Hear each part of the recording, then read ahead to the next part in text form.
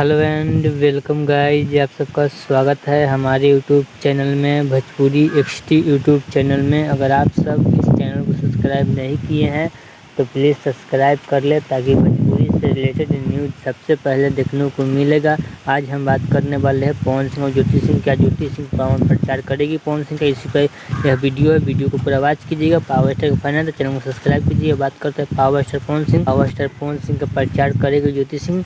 जी हाँ, पवन सिंह का प्रचार ज्योति सिंह जरूर करेगी। 1 दिन या 2 दिन प्रचार में पवन सिंह के साथ ज्योति सिंह जरूर जाएगी या अकेले भी जा सकती है, क्योंकि पावर स्टार पवन सिंह को खूब सपोर्ट कर रही है। पवन सिंह स्टोरी लगा रही है इंस्टाग्राम पे।